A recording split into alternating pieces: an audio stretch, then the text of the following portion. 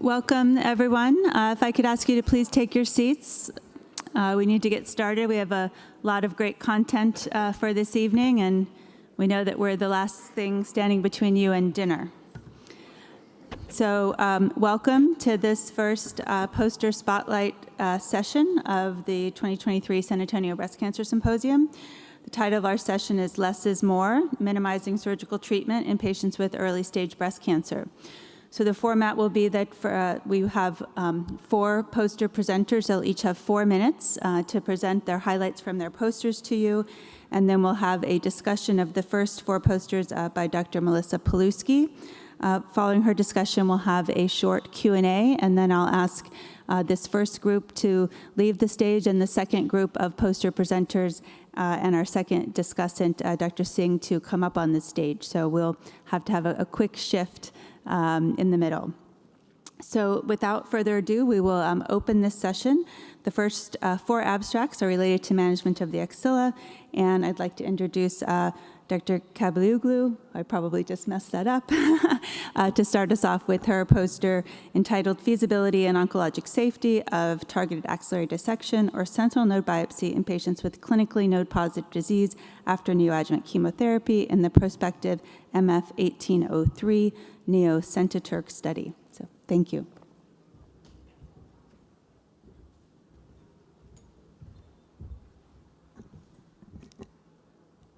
Hi, I'm Neslihan Cabıoğlu from Istanbul University, Istanbul Faculty of Medicine.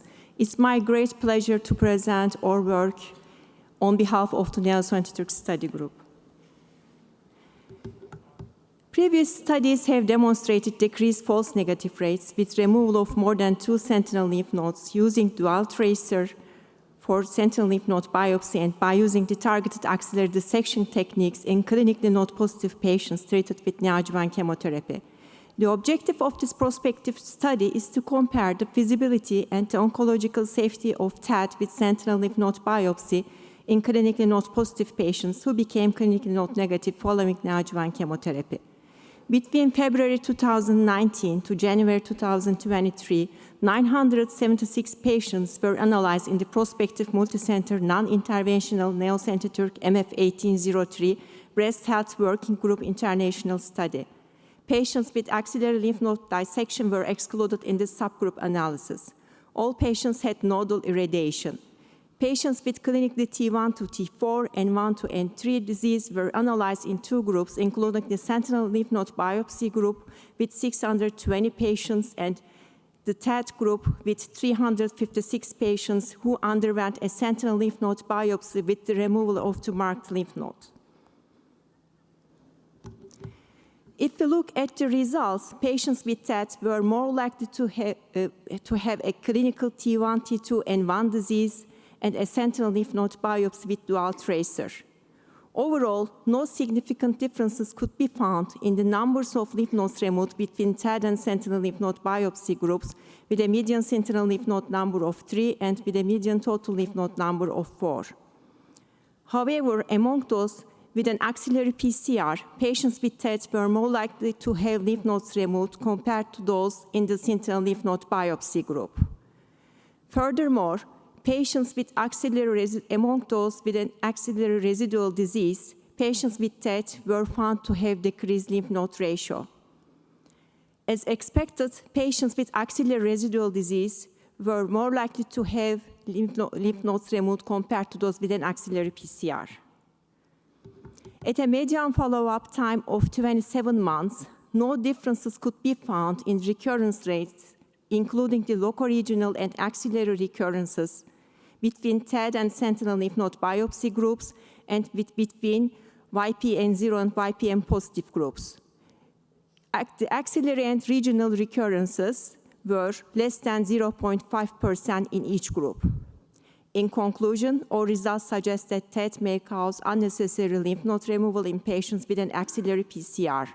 However, TAT might be more feasible in patients with an axillary residual disease. Patients with axillary residual disease were more likely to have lymph nodes removed compared to those with an axillary PCR, reflecting the surgeon's approach. Longer follow-up is needed to confirm the oncological safety of TAT or sentinel lymph node biopsy alone. Thank you.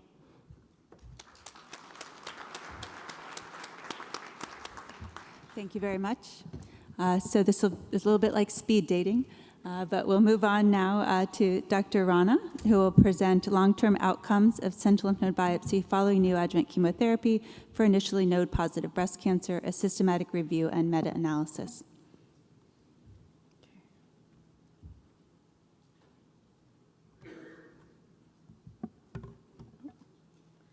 Okay, hi everyone. My name is Mariam Rana. I'm a general surgeon from Saskatchewan in Canada, and I'm also currently an MPH student at the Harvard Chan School of Public Health. Thank you for the opportunity to present our systematic review and meta-analysis on the long-term outcomes of sentinel lymph node biopsy following neoadjuvant chemotherapy for initially node-positive breast cancer. I have no financial relationship to disclose. So the objectives of this systematic review and meta-analysis was to synthesize the currently available data regarding the oncologic safety of performing sentinel lymph node biopsy alone for initially node-positive breast cancer that converts to node-negative following neoadjuvant chemotherapy. In terms of our methods, a detailed protocol was registered with Prospero, outlining the inclusion and exclusion criteria and also the PICO framework. In terms of our population, this was node-positive women with node-positive breast cancer undergoing neoadjuvant chemotherapy, followed by breast surgery and axillary surgery. In terms of our intervention, this was sentinel lymph node biopsy. In terms of the comparator, this was axillary lymph node dissection. And in terms of our outcomes, primarily this was axillary recurrence, and secondarily this was loco-regional recurrence, disease-free survival, and overall survival. We systematically searched the major databases using keywords and mesh terms, including breast cancer, neoadjuvant chemotherapy, and sentinel lymph node biopsy, and derivations thereof. In terms of our statistical analysis, weighted pooled risk ratios were calculated for all outcomes of interest using the Der-Simonian-Laird random effects model. In terms of quality assessment, the risk of bias within studies was evaluated using the Newcastle-Ottawa scale. This is the Prisma flow diagram for our review, which shows that a total of 2,502 published studies were identified for abstract screening, 168 studies underwent full text review, and a total of 58 studies were ultimately included in our systematic review. Each stage of the process was performed by at least 2 reviewers. Table 1 shows the characteristics of the studies that were included in our quantitative synthesis, so the meta-analysis portion. And as you can see, these are all observational studies. And we did also include some unpublished institutional data from the Dana-Farber Cancer Institute as well. As you can see, in terms of the median age across studies, this ranged from 46 to 60 years of age. And in terms of the median follow-up time, this ranged from 19.5 months to 108 months. Oops. A total of data for just under 2,900 patients was included in the for our primary outcome, in the synthesis of our primary outcome. And figure 1 is the forest plot for our primary outcome, which shows that in summary, there is no significant difference in the risk of axillary recurrence between women undergoing sentinel lymph node biopsy alone versus those undergoing axillary lymph node dissection for women who convert from node positive to node negative following neoadjuvant chemotherapy. Similarly, there is no significant difference between the risk of loco-regional recurrence nor the risk of any event, so the risk of recurrence or death between the 2 axillary surgery groups. So in conclusion, our review shows that among patients who convert to node negative following neoadjuvant chemotherapy, a sentinel lymph node biopsy alone does not result in significantly different oncologic outcomes compared to axillary lymph node dissection. Thank you for your attention. Thank you. For those who came in a little bit late, we are going to keep our questions for the end following the discussion of these first 4 abstracts. So the next presenter will be Dr. Ryu, what to expect from the N0 axillary surgical treatment for lymph node negative patients after ultrasound, the NAUTILUS trial. Thank you for a kind introduction. It's a great honor for me to present the initial finding of the NAUTILUS trial on behalf of our investigators, discussing about the results about clinical pathology characteristics and axillary lymph node status of the enrolled patient. While false negative of sentinel lymph node biopsy is approximately 5 to 10%, echoes of G11 and Amaros trial have shown that more than 25% additional lymph node metastasis observed in axillary lymph node dissection group. Axillary recurrence have showed that less than 2%. This result suggests that the role of sentinel lymph node biopsy may be limited in clinically node-negative patients. The NAUTILUS trial is a prospective multicenter phase 3 randomized controlled trial conducted across 8 institutions in South Korea. It included clinical T1 and T2, lymph node negative at ultrasonography, expected to undergo breast conserving surgery and planned adjuvant radiotherapy, randomized from sentinel lymph node biopsy or not. Primary endpoint was invasive disease-free survival, while secondary endpoints included overall survival, decent metastasis-free survival, axillary recurrence, and quality of life. Accrual took place between September 2020 and October 2022. Overall, 1,734 patients were enrolled, randomized into 830 patients per patient to the sentinel node biopsy group, 18 patients to the no sentinel lymph node biopsy group, which analyzed intention to treatment. Median age was 55 years, about 40% of patients being premenopausal. Median pathologic tumor size was 1.3 centimeter. In sentinel lymph node biopsy arm, about 89% were classified as pathologic N0, 1.1 pathologic N1 micrometastasis, 9.6 pathologic N1, 0.2 pathologic N2 and 3. Among the patients who had a lymph node metastasis, about 14 patients received subsequent axillary lymph node dissection.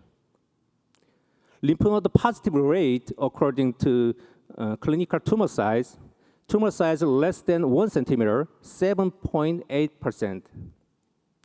Between 1 and 2 centimeter had a 12%, and between 2 and 5 centimeter had about 18%. About 87% of patients had hormone receptor positive, HER2 negative, and histological grade 1 and 2, respectively.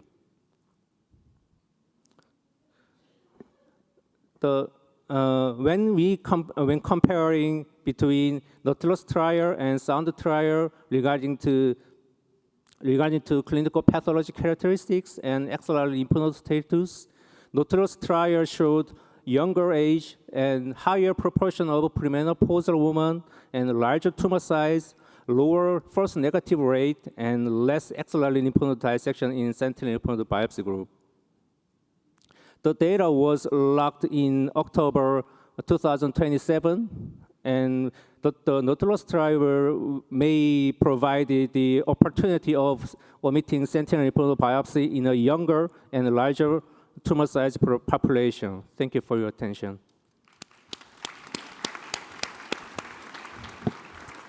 Thank you. And the final presenter for this section will be Dr. Gentile, to dissect or not to dissect the surgeon's perspective on the prediction of greater than 4 axillary lymph node metastases in clinical N0 T1, T2 breast cancer.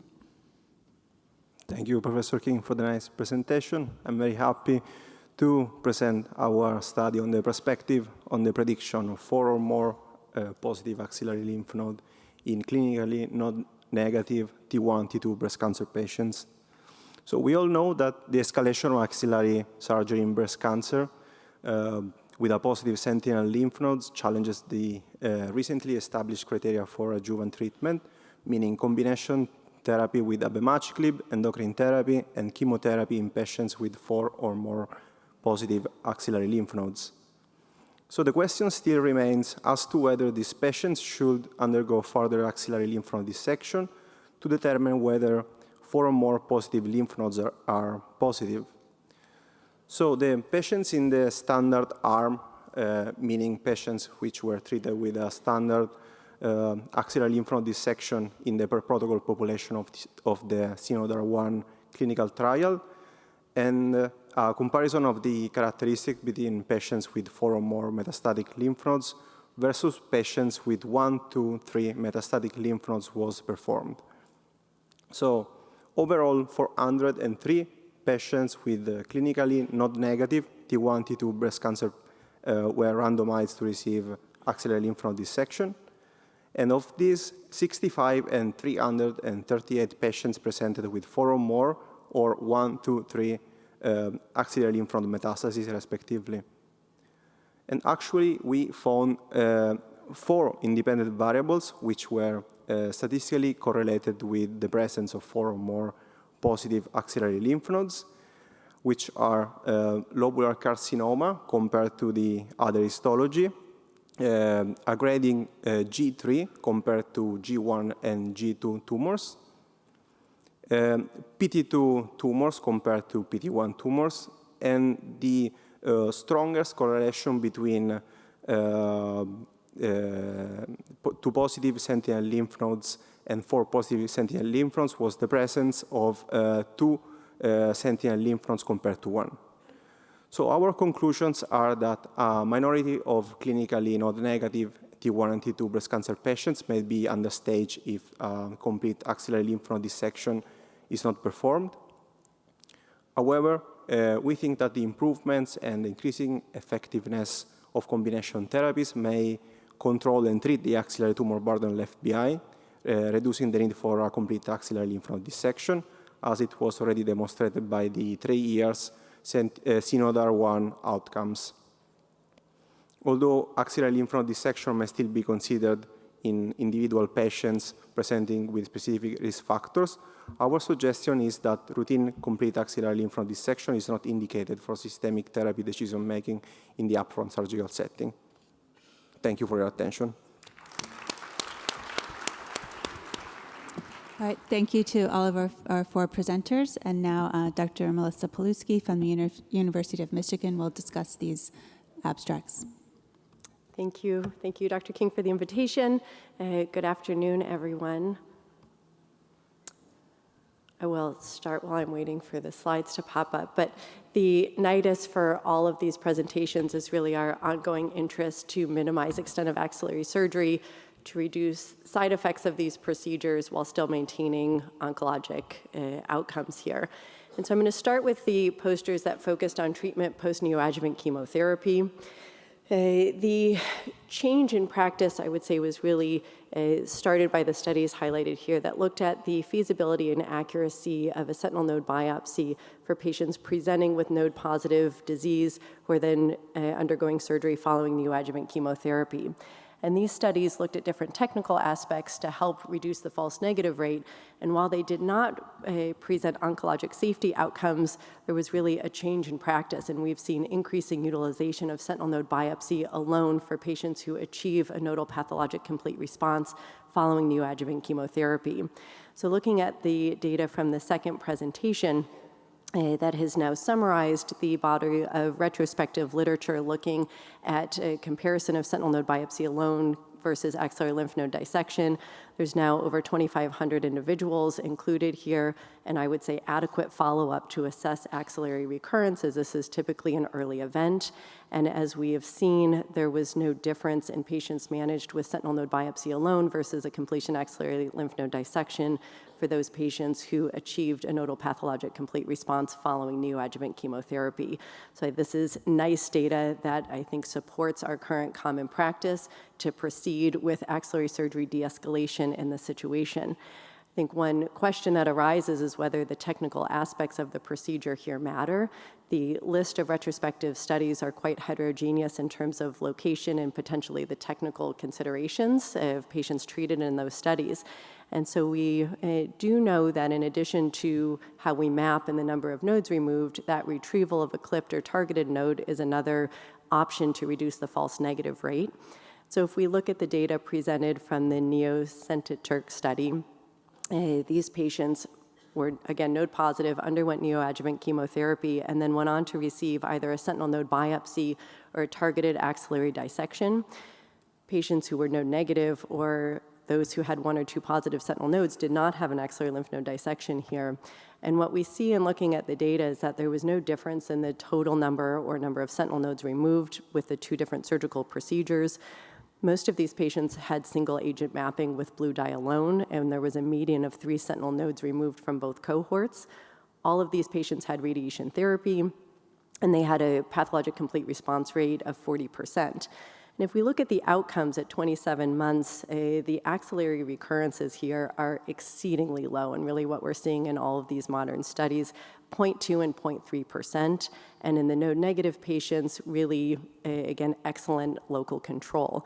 And so from my standpoint, I would say that there's no advantage of one procedure over the other here. I think that whatever you are comfortable with, that allows you to have adequate nodal sampling to stage the axilla here appears to be a safe procedure in node-negative patients. But what about the patients with residual nodal disease? We know that there is a relatively large proportion of patients with a positive sentinel node following neoadjuvant chemotherapy that will have additional positive non-sentinel nodes at the time of an axillary lymph node dissection. And that while we don't have safety data to date, there is also a proportion, albeit small, proportion of patients who are being managed with a sentinel node biopsy alone in practice who do have residual nodal disease. So getting data here is really imperative to understand the safety of this practice. In a study out of the Mayo Clinic, they did look at a very small cohort of patients with residual nodal disease who had a sentinel node biopsy alone. And on the Kaplan-Meier curve on the left, they found no difference in rates of axillary recurrence, but I'd caution you that the number in that sentinel node biopsy arm here is 20, so a really small cohort. And so we do see a little bit more data now from the study presented on a cohort of 341 patients who had residual nodal disease who were managed without an axillary lymph node dissection. It's about a 50-50 split here of patients who had macrometastases compared to micromets or isolated tumor cells. And with 27 months of follow-up, they do have 0 axillary recurrences in this cohort, and again, excellent local regional control. Now, interestingly, this population is heavier with luminal breast cancers, and so I think that we all eagerly await data from the 3 large prospective studies that are really looking to answer the question, comparing sentinel node biopsy with radiation compared to axillary lymph node dissection for patients with residual nodal disease across all tumor subtypes. So I want to shift gears now and talk about axillary management in the upfront setting. Obviously, we all think about the morbidity of axillary dissection, but sentinel node biopsy is not without any morbidity of its own, and so it's still worth looking at the utility of this procedure when we offer it. We heard about the NAUTILUS trial. That is one of a handful of studies comparing sentinel node biopsy to axillary observation in clinically node-negative patients by exam and imaging. Again, in this cohort of patients, about 11% were node positive with very low rates of heavy nodal disease burden, and with 0.6% of patients having a N2 or N3 disease. And the authors compared their population to those from the SOUND trial, which has recently been reported, with some differences in patient age and tumor size, but nearly identical rates of overall nodal positivity at 11 or 12%. And so while we await the oncologic outcomes from NAUTILUS, we do have the data from the SOUND trial with a relatively low-risk population of patients without a sentinel node biopsy who went on to receive radiation, and we can see really no difference in excellent outcomes of both disease-free and overall survival, regardless of axillary management here. So I think before I get to that, there are a handful of studies, the NAUTILUS and others, that will report on this question. So we have a number of studies to be reported looking at outcomes here with omittance of sentinel node biopsy. But the real question is, how do we apply this in practice today in our multidisciplinary clinics? We've recently looked at a relatively large population of postmenopausal women with hormone receptor positive, HER2 negative breast cancer that are clinically node negative. I think this is the population where we are most likely to consider omission of a sentinel node biopsy to see how often the lymph node results changed practice for different disciplines. From a surgical standpoint, this is very infrequent, as very few clinically node negative patients have 3 or more positive nodes that would warrant an axillary lymph node dissection. But where this becomes a little bit stickier is our radiation oncology decision-making. In this cohort, a small proportion of patients went on to receive nodal irradiation, and this clearly would vary based on your institution's practice. But a larger proportion of patients were considered ineligible for partial breast radiation when we considered their sentinel node results. From a systemic therapy standpoint, we think about the role of chemotherapy or abemaciclib, where we're looking at either patients with N2 disease or those who have high-risk features, either from genomic profiling or with N1 disease and a high-grade or highly proliferative tumor. And that was the question of the last poster that we heard about here, thinking about it, should we be doing more to identify all patients with 4 or more positive nodes to make sure that we're not missing patients who would benefit from these systemic therapies? I've shown the proportion of patients here that were found to be N2 at the time of completion dissection, but I want to keep these percentages in perspective because this is the percentage of node-positive patients in SYNODAR-1, and we know that in clinically node-negative patients across the board, the rates of N2 disease are exceedingly small. So it's a proportion of those node-positive patients who will have heavier nodal disease burden. But if we look at the studies, our exponder and monarch-E, neither of these studies mandated a axillary lymph node dissection for systemic therapy planning. In our exponder, over a third of these patients were managed with sentinel node biopsy alone. And in monarch-E, while this wasn't described, this is a really heterogeneous population. Some of these patients got neoadjuvant chemotherapy and presumably were clinically node positive with heavier nodal disease burden. And I would argue that in this table, the grade 3 patients are eligible regardless, without additional surgery.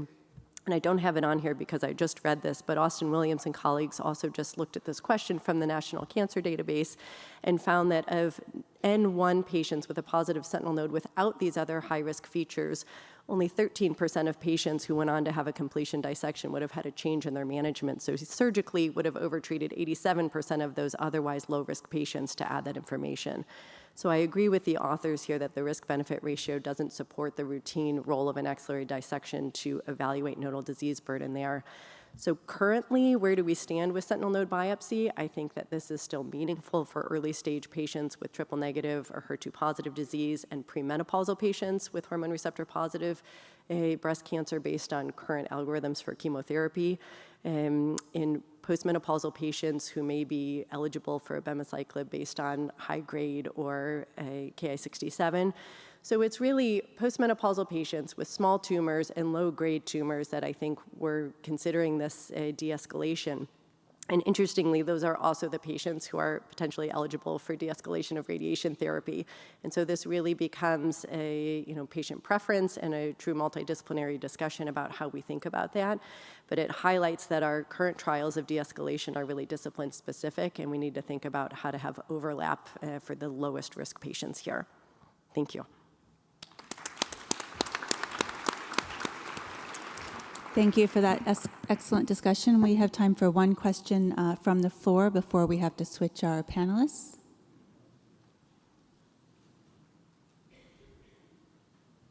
Yes, please. I would like, Marcin Kubeczko from Poland, I would like to ask about the last point, the radiation de-escalation, because in many surgical trials with the escalation of lymph node treatment, there was radiation with high tangential fields, and level 1 and 2 axillary lymph nodes received radiation. Could the escalation of radiation with only partial breast or omitting of radiation makes the axillary recurrence higher when we de-escalate both surgery and radiation? What is your opinion?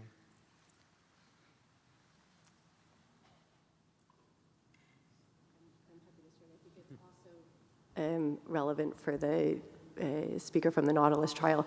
But I think that this is one of the questions. We know in Z11 that there was a proportion of patients who received axillary tangents equally across both arms. But in the current trials looking at omission of sentinel node biopsy, they are getting whole breast radiation. And so we will see outcomes, and in the sound trial we saw no difference in outcomes, but those patients are not, to my understanding, getting partial breast or radiation omission, and so that's the balance if we want to think about how we can de-escalate in both aspects. I don't think we have data on that right now. The studies that I'm aware of looking at omission of radiation all require pathologic node-negative disease for enrollment.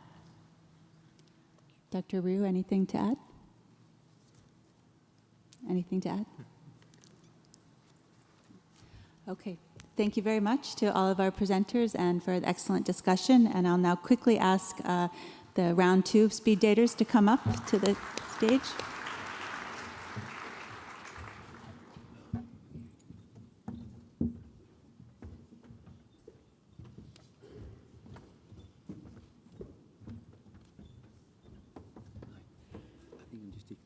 From the video, because I'm all to present the 2 presentations.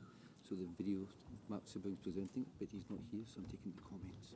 Okay. Any questions? Okay. I'm John Robertson, one of the professors. So, thank you. All right, excellent. So for this session, we'll be focusing on local recurrence and management of local recurrence in patients with ductal carcinoma in situ, as well as a abstract on preoperative radiation therapy. So again, each speaker will have 4 minutes to present their abstracts, and then we'll have a discussion from Dr. Puneet Singh. So to kick us off, I'd like to introduce Dr. Safi, who will present on the relationship between margin status of less than 2 millimeters and local recurrence in patients with DCIS. Good evening, everyone. Thank you for this great opportunity to present our retrospective study conducted in Asan Medical Center in the Republic of Korea about the relationship between margin status of less than 2 millimeter and local recurrence in ductal carcinoma in situ patients. I have no financial disclosure. I have no financial relationship to disclose. So we conducted this study based on the current guidelines of obtaining a margin width of less than 2 millimeter as 2 millimeter or wider for patients with DCIS undergoing breast-conserving surgery. We used the Kaplan-Meier survival analysis and Cox proportional hazard ratio to identify this relationship between margin status and local recurrence. In the graph on the right-hand side, we included a total of 1,866 patients with pure DCIS and microinvasive ductal carcinoma who underwent breast-conserving surgery between the years of 2000 until 2018. In our final analysis, we excluded patients with positive and unknown margins, those who had bilateral breast cancer, those who underwent total mastectomy, and finally those who developed contralateral breast cancer. In Table 1, we showed the baseline characteristics of our patient, and we divided our cohort according to radiotherapy, adjuvant radiotherapy treatment. Around 97% of our cohort received adjuvant radiotherapy, and in this group of patients, we can see that they had more hormone receptor positive patients and subsequently received more hormone therapy with a p-value of less than 0.001. On the other hand, in the group who did not receive adjuvant radiotherapy, despite them having more patients with hormone receptor positive, however, around 51% of the patients did not receive hormone therapy. In Figure 1, we show a Kaplan-Meier analysis that we conducted for our patient, for all our cohort patients according to margin width. Patients with a negative margin of less than 2 millimeter patients with a negative margin less than 2 millimeter showed no significant difference in local recurrence rate compared to a patient with a negative margin width of 2 millimeter and wider, with a log rank p-value of 0.22 and a multivariate Cox analysis, a regression analysis that showed a hazard ratio of 1.25 and a 95% confidence interval of 0.76 to 2.075. And in Figure 2A, we subsequently analyzed our data according to adjuvant radiotherapy treatment. And in Figure 1A and Figure 2B, they did not show any significant difference in local recurrence and margin width, with a p-value of 0.283 and 0.813 respectively. However, in patients who had a margin with a narrower than 2 millimeter and did not receive adjuvant radiotherapy, we found out that they had a non-significant tendency of lower local recurrence free survival rate, and their 10-year survival rate is nearly 70% compared to 83% to those who had a negative margin of 2 millimeter and above. On the other hand, patients who received adjuvant radiotherapy, they had an equally similar 10-year survival rate despite their margin width. So in summary, a negative margin of any width is not related to local recurrence in DCIS patients who undergo breast-conserving surgery with radiation therapy. Routine additional surgery for wider margin may only be needed for patients who do not undergo further adjuvant radiotherapy. Thank you very much.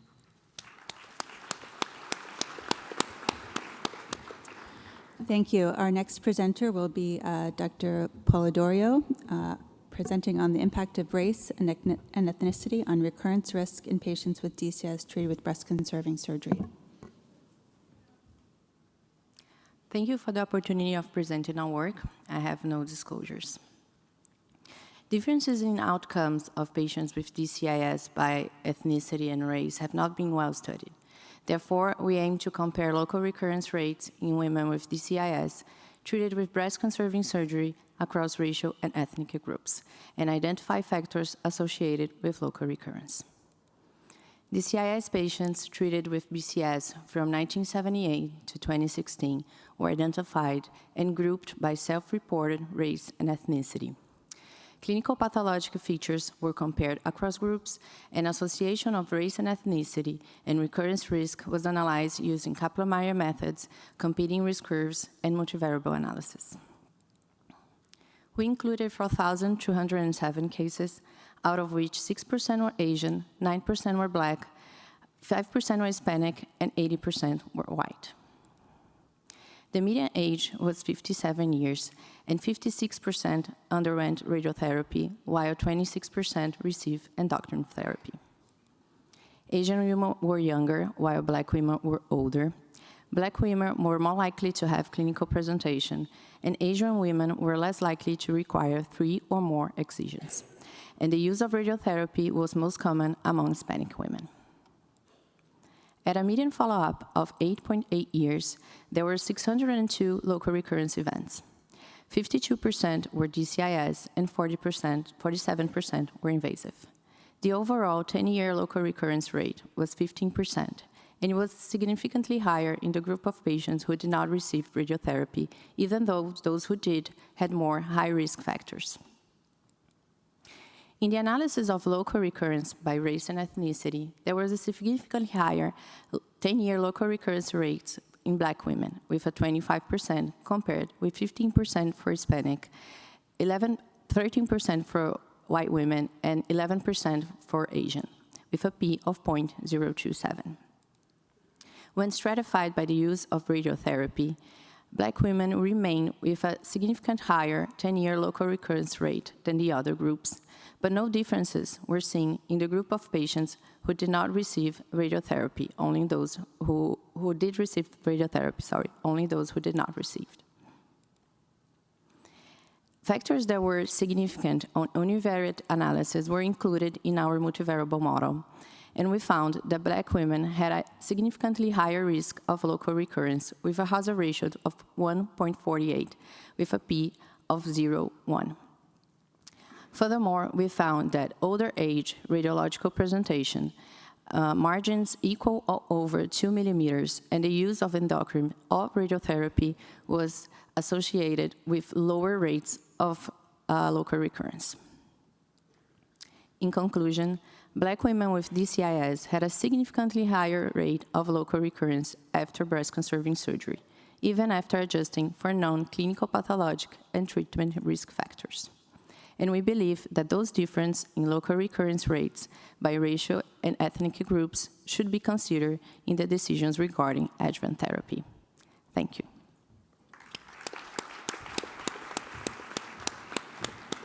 Thank you very much. Our next speaker, also from Memorial Sloan Kettering, Dr. Diskin, who will talk to us about management of ipsilateral breast tumor recurrence following breast-conserving surgery for DCIS.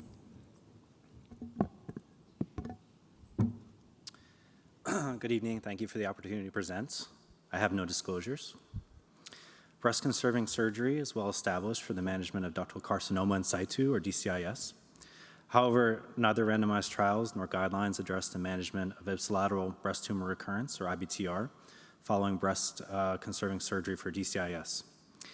The objective of our study was to compare the outcomes of mastectomy versus reconservation therapy for a large series of DCIS patients with IBTR.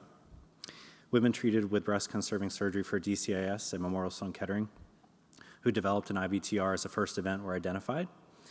Between those treated with mastectomy versus reconservation, we compared clinicopathologic characteristics for the initial and recurrent tumors, the use of adjuvant RT, both upfront or primary RT, and post-IBTR radiation therapy or secondary RT, tamoxifen use, the rate of third events, as well as breast cancer specific and overall survival.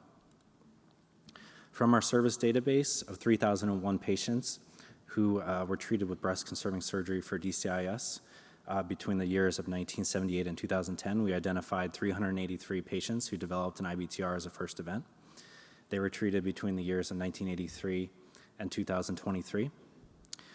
With the course of time, there was an increase in the use of reconservation for these patients. 56% were managed with reconservation surgery between the period of 2014 and 2023.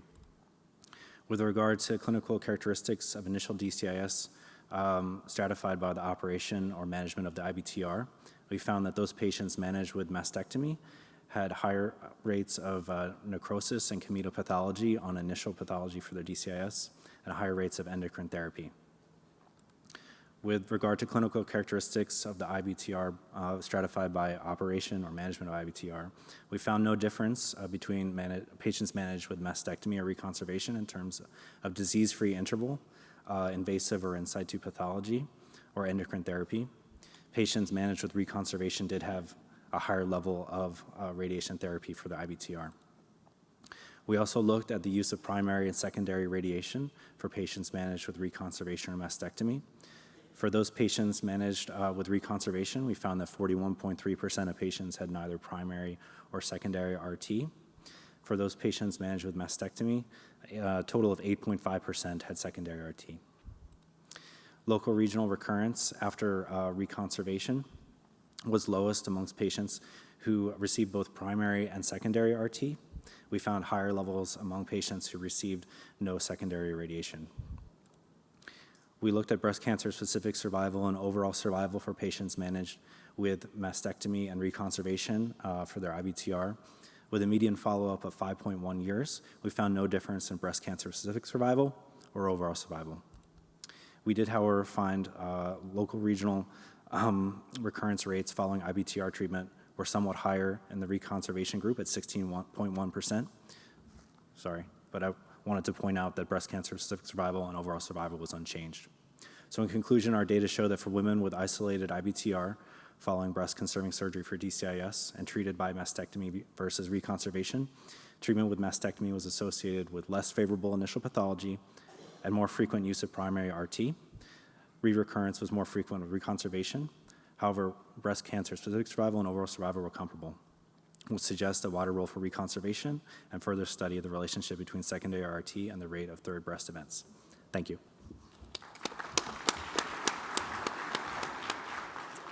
Thank you very much. Our next presenter, Dr. Rahimi, early results of a phase 1 preoperative single fraction ablative trial for early stage breast cancer.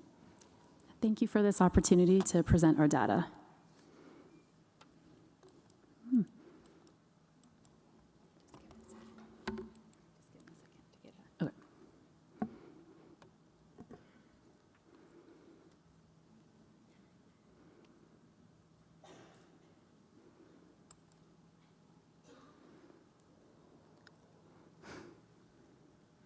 Okay. We're waiting for her slides to be loaded, please. It's 09, PS 0109.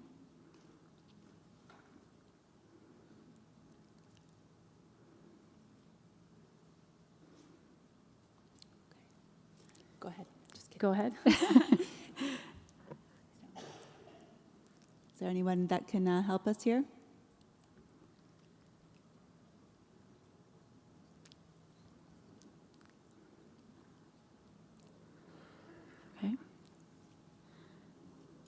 Do we have her slides, please?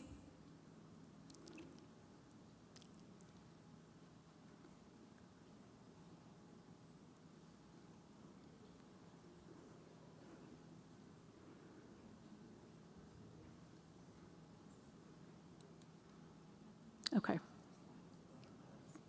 Should we go to the next one and come back? Video. Okay. Okay, so we're going to skip this one for a moment and we'll come back to it. So we're going to move on to the next presentation. This presentation is actually a video that was sent in to us given the time difference. So Dr. Sibbering will be presenting on the video, and Dr. Robertson is here to answer any questions. So this is surgical margins in breast-conserving surgery for DCIS and clinical outcomes, significant associations with increased recurrence and overall survival. And hopefully we can roll the video.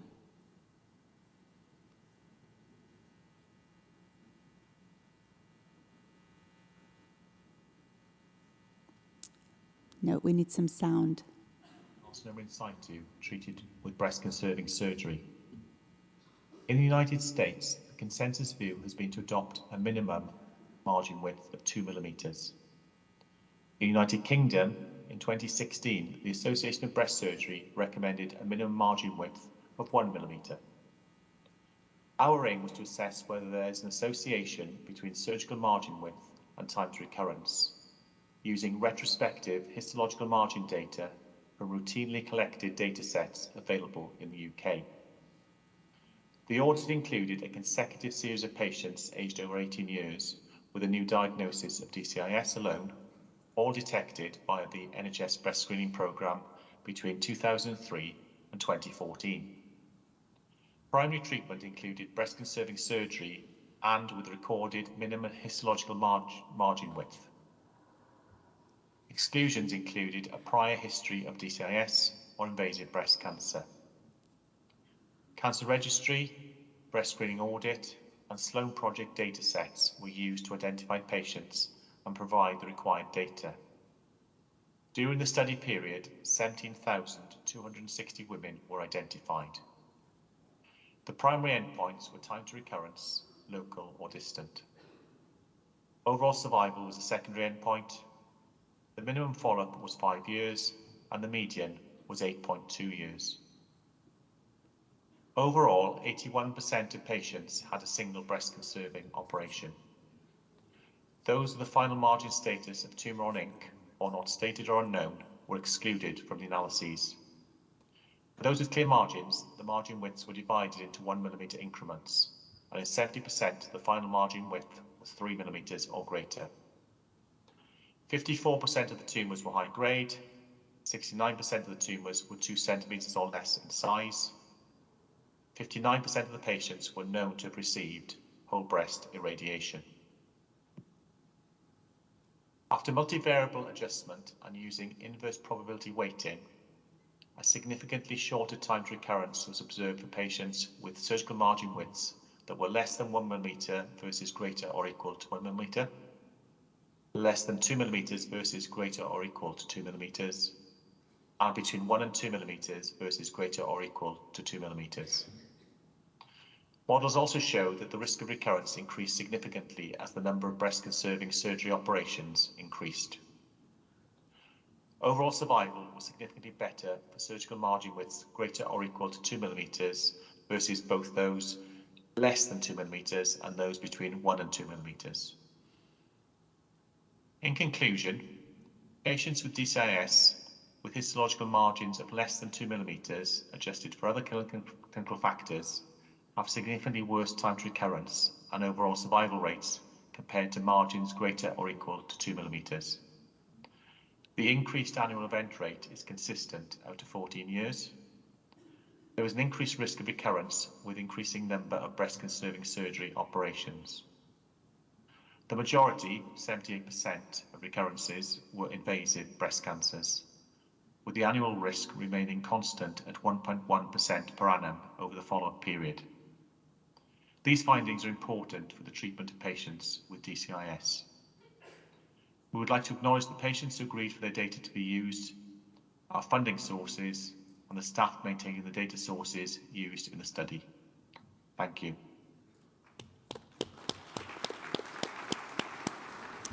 Okay, excellent. And now we'll have our final presentation from Dr. Rahimi, and we do have her slides. Great. Thank you for finding those slides. So I'm going to present our interim results of a phase 1 study of ablative preoperative single fraction stereotactic partial breast irradiation for early stage breast cancer.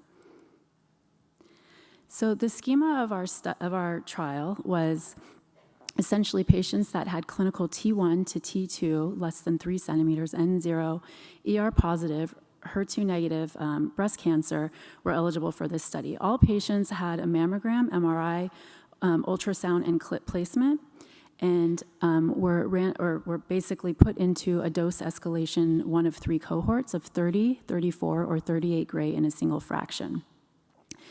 Patients were then started on endocrine therapy 14 to 21 days after their single fraction of SBRT, and lumpectomy and sentinel lymph node biopsy was postponed anywhere from 8 to 52 weeks after radiation. We did also obtain optional blood and tumor biopsy specimens prior to the preoperative radiation, 14 days after the preoperative radiation, and then at the time of surgery, if there was residual disease, they would get tumor specimens. So as far as the demographics, the median age for cohort 1 and 2, the 30 and 34 gray arm, was 66, and the median follow-up was 21.5 months. In the 30 gray cohort, the median time to surgery was 4.3 months, while in the 34 gray cohort, median time was 7.4 months. Paying attention to the 30 gray cohort, there were 0% pathologic complete response rates, with near complete response rates defined as Miller Pain 4 or RCB1, a rate of 37.5%. And so lumping together major responders, which would be either near path CR or path CR, we had a rate of 37.5%. In the 34 gray cohort, we had a path CR rate of 46.6% and a near path CR rate of 46.6% as well, taking the total for major responders 93.3%. Of note, in the near path CR responders in the 34 gray cohort, we had a little bit over half of the patients with only 1 to 3 millimeters of residual disease. As far as the Ki-67, we also saw that at the mean Ki-67 at diagnosis was in the 11 to 12% range for both dose cohorts, and at the time of surgery, if there was a valuable residual disease, it had dropped to the 1 to 2% range for all patients that had basically the radiation and the endocrine therapy. As far as toxicity, we had 2 acute grade 2 toxicities and 1 late grade 3, which was a slow healing wound in an uncontrolled diabetic. However, our maximum tolerated dose has not been reached in the 30 or 34 gray cohorts. Oops. As far as our conclusions, this is the first study to show ablative preoperative SPBI to 34 gray in a single fraction is safe for early stage hormone positive breast cancer. Escalating the dose and postponing time to surgery with endocrine therapy has achieved a dramatic complete response and near complete response rate of 93.3% and a significant reduction in the Ki-67 of less than 3% in those with residual disease. This is potentially a promising technique for non-surgical management in highly selected patients in the future. And further analysis is currently ongoing in our last dose cohort of 38 gray. Thank you very much. All right, thank you. And I'd like to introduce Dr. Puneet Singh from the University of Texas MD Anderson Cancer Center to discuss these 5 abstracts. Thank you, Dr. King, and to the authors for allowing me to discuss their work. I have no relevant disclosures. So starting with the 2 abstracts that address margin width in DCIS. So just a little bit of background. 2016, the SSO, ASTRO, and ASCO consensus guideline was published, and that really supported the use of 2 millimeter margins based on a meta-analysis of 20 studies with over 7,800 patients. And as you can see here, both frequentist and Bayesian analyses showed that 2 millimeter margins compared to either 0 or no ink on tumor versus or 1 millimeter had a lower risk of IBTR. And so thus they supported the 2 millimeter margin, though put in some caveats as to situations that the clinician may decide where they don't need to re-excise. Other international organizations have also weighed in on this, and both St. Gallen and UK NICE in the years afterwards have supported a 2 millimeter margin. And then the UK Association of Breast Surgery consensus statement supports a 1 millimeter margin. And so for the two abstracts shown here, we're reviewing specifically margins and recurrence risk. And so as you can see here, these abstracts enrolled patients from similar cohorts in the 2000s to 20 teens, and 1,866 in the Korean study versus a little over 17,000 patients in the UK study. And you can see the percentage of patients that had greater than or equal to 2 millimeter margins. In the Korean study of note, nearly everyone received radiation therapy versus 59% in the UK study. And so key points from these studies included that the Al-Safi study showed that there was really no association of local recurrence-free survival with margin width when they looked at it as less than 2 millimeters versus 2 millimeters or more. And they did not see an association based on radiation therapy either. As opposed to the Robertson et al. Study, which did show a shorter time to recurrence for any margin width that was less than 2 millimeters compared to the 2 millimeter standard. And they also showed an improved overall survival with that. Interestingly, there was an increased recurrence risk with the more episodes of breast conserving surgery, and that may not be all that surprising considering it may indicate that these patients who need repeat episodes of breast conservation have more occult disease or larger extensive disease that are not recognized initially. And so where does that leave us? You know, is 2 millimeters the appropriate margin for DCIS? And I would say, first of all, when we're thinking about this session about less is more, we're thinking about de-escalation of surgery. And that really is intimately connected to our delivery of adjuvant therapies. We know that radiation therapy and endocrine therapy do decrease local recurrence, but does every patient need all of these treatments? Perhaps not. And so what I would say is that these data do continue to support the use of 2 millimeter margins, but it's in the context of the adjuvant therapies delivered. And so in situations where either radiation and a boost dose are being provided, perhaps we don't need that 2 millimeter margin. We don't have that granularity of detail at this time. Now, again, alternative strategies for radiation delivery include both hypofractionated regimens and or use and dose of boost. And so the Big 307 study, which was a randomized study of whole breast irradiation plus minus boost in non-low-risk DCIS, so actually high-risk DCIS, they actually showed that there was an improvement in the freedom from local recurrence. It was 97% in those who received a boost versus about 92.7% in those who did not receive a boost. And about 18% of patients in each arm actually had margins that were narrower than 2 millimeters. So perhaps that can be an opportunity for us to do less surgery and supplement that with adjuvant radiation. The other major question is, what about low-risk DCIS? Are there surgical or non-surgical management options? And I would say we are going to find out. There are ongoing studies across the world that are looking at active surveillance, and so perhaps this will be a moot point for low-risk DCIS. So moving on, how about race and ethnicity, and how does that impact recurrence? So we know that in invasive cancer, race, particularly Black race, has been shown to be associated with increased recurrence. Cantor and colleagues have shown this in multiple clinical trials and post-hoc analyses. But in the DCIS setting, there is kind of mixed data. And so we've seen single institution studies that have not really shown an association of race with local regional recurrence, although there has been shown to be a shorter time to invasive recurrence in another study. And then perhaps also a higher hazard of distant recurrence after DCIS. And so in this study from Memorial Sloan Kettering, we did see a significantly increased local recurrence for Black women without radiation therapy, although in patients who did receive radiation, there was no association of race and ethnicity. And they did show in their multivariable analysis that there was a higher risk of local recurrence for Black women, a hazard ratio of 1.48. And of note, in this cohort, 56% received radiation and 26% received endocrine therapy, even though we know Black women typically are diagnosed with ER-positive DCIS. The patients in this study were also more likely to have 3 or more excisions, and as we saw in the other abstract presented today, that is associated with a higher recurrence. So perhaps, even if it is not an independent predictor, it may be part of the explanation for why there's a disparity. So we really do need further studies to examine the etiologies of these disparities, and really what I would say is that it should give us pause as to perhaps there are groups at high risk for local recurrence that may not be appropriate for de-escalation, and with our prospective trials, that these are groups that we should look at more closely. So on to how do we manage ipsilateral breast tumor recurrences? As we know from the invasive cancer studies, the RTOG 1014 study showed that there are opportunities to do partial breast reirradiation in carefully selected patients, but we don't have that for DCIS patients.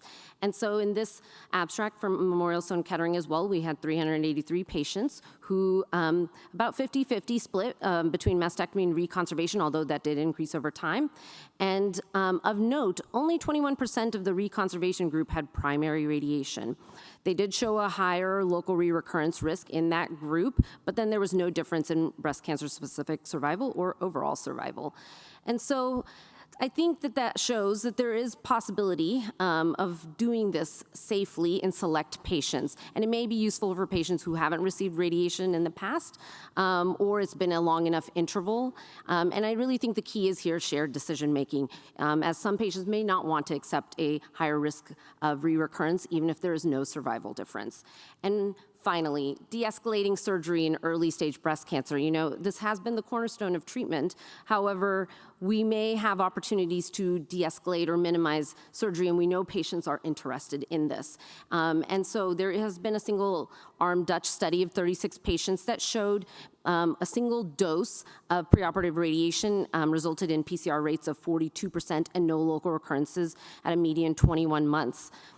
And so in this abstract by Rahimi et al. Was a phase 1 study that showed a high rate of PCR with a 34-grade dose with low-grade toxicities, and the MTD has not been reached, so we will look forward to seeing data from the 38-grade cohort.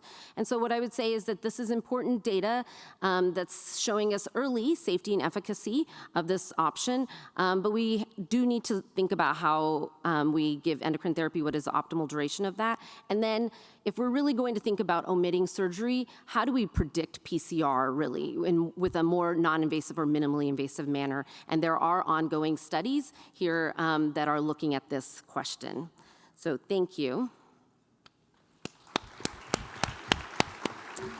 Thank you very much, Dr. Singh, for the excellent discussion.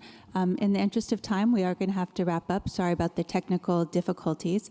I'm sure that our presenters would be happy to stay around if you do have any specific questions for them. I'd like to congratulate all of our presenters on their excellent posters, which are again in the back if you'd like to see any more details or ask any more questions. So thank you very much.